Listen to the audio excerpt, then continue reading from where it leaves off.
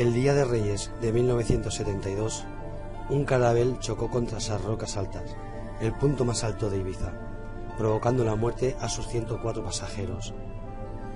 Todavía hoy se pueden contemplar los restos de la aeronave desperdigados por la zona, pero lo más asombroso es que son numerosas las personas que han protagonizado terroríficas experiencias paranormales en el lugar del accidente. En el presente reportaje, extracto del libro En busca de lo imposible, Oberón 2012, el autor ofrece los testimonios más importantes.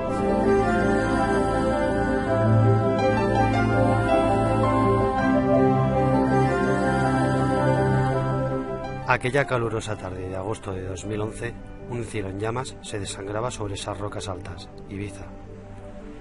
Dentro de unos meses se cumplirán 40 años del que fue uno de los accidentes aéreos más graves en la historia de España. El 7 de enero de 1972, un Carabel chocó contra el punto exacto en el que me encontraba, lanzando por los aires los restos de aquel vuelo de Iberia y provocando la muerte instantánea de sus 104 pasajeros. Un calor asfixiante dificultaba el ascenso por la ladera de aquella montaña, de 325 metros de altitud. Ante mis ojos se abría un paraje casi selvático, donde el silencio solo era rasgado por el lejano canto de algunos pájaros. Sin embargo, en aquel desolado enclave se erigía un vetusto memorial como una oda a la muerte. De varios metros de altura, el altar producía un auténtico impacto visual en medio de aquel espacio casi virgen. Tras él mismo se alzaba la imagen de un Cristo crucificado, de un tono verde casi fantasmal, junto al que se distinguían unas placas con más de un centenar de nombres. Era la lista completa de las víctimas del accidente aéreo.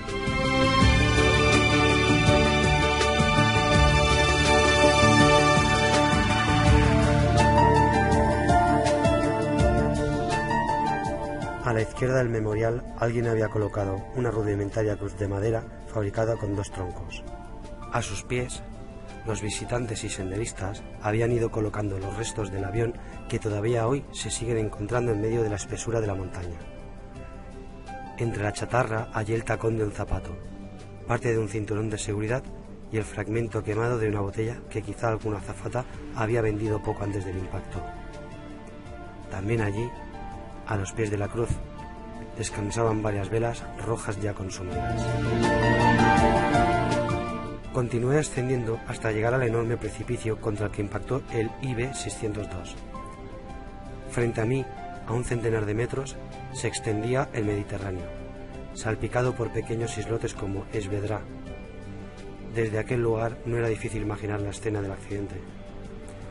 Una tragedia cuyas causas siguen sin explicarse 4 décadas después.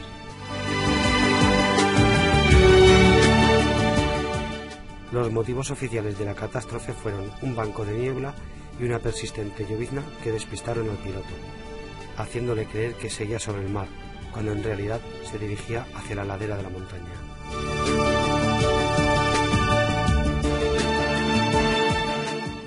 La apacible mirada de Nito Verdera se transformó por completo cuando empezó a describirme lo que había visto con sus propios ojos aquella luctuosa tarde de 1972.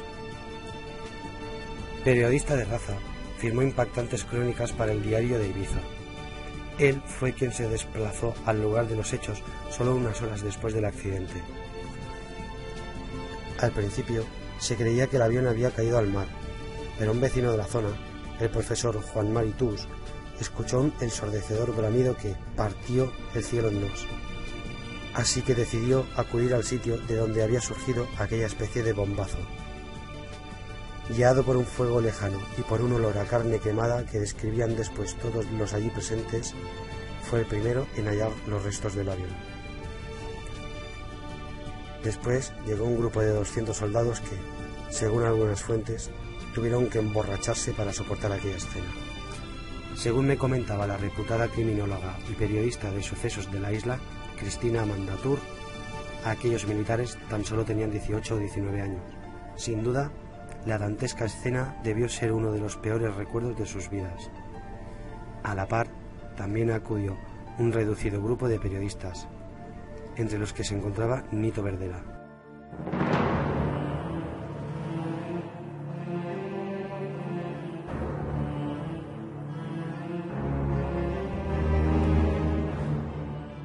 Como ocurre en otros lugares donde lo funesto parece haber fijado su atención, el escenario del accidente quedó marcado para siempre. María Luisa Álvarez es una respetada taxista de Ibiza. Desde hace años se recorre la isla de punta a punta, pero se niega a subir a Satalaya a raíz de una experiencia que vivió allí en el verano de 1991.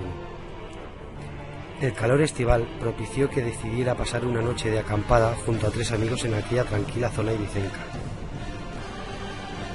Alejados del barullo, Rafa, Coco, Ana y Marisa prepararon una velada diferente y original.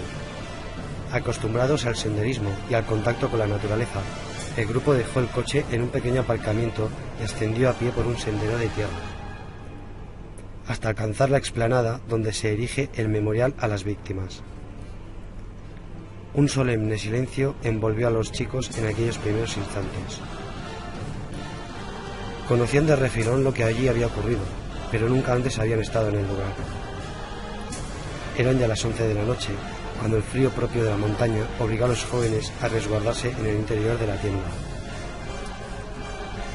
Conectaron un quinqué a la batería del coche y, después de cenar, decidieron jugar a las cartas. Pasados unos minutos, unos gritos desgarradores surgieron de la nada.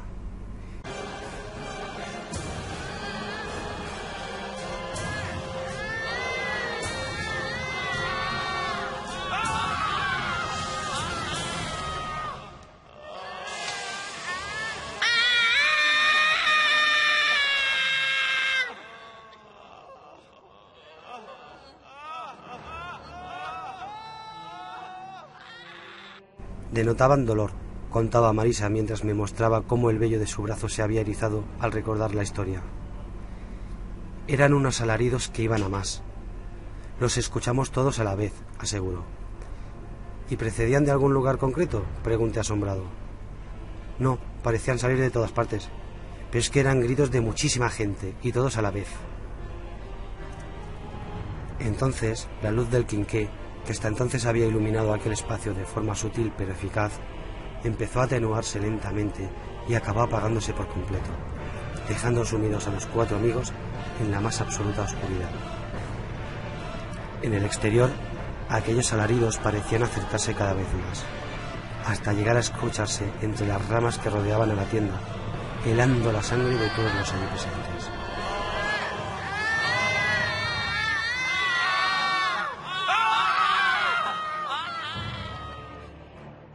Se produjo entonces una disputa en el interior de la lona. Rafa y Coco querían salir para comprobar quién estaba produciendo aquel ruido ensordecedor, mientras que Ana y Marisa imploraban casi de forma infantil para que no pisaran el exterior.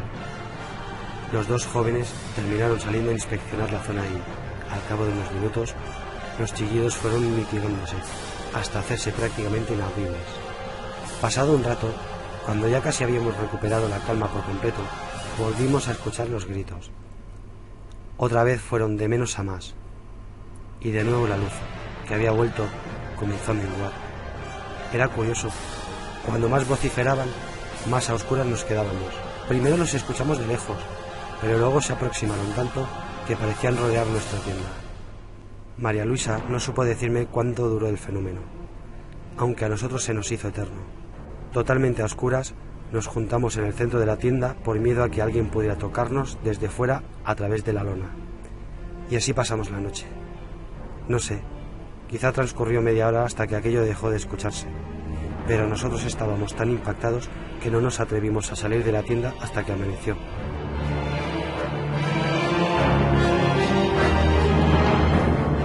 Desde aquel día, ninguno de los por aquel entonces muchachos ha vuelto a pisar el lugar.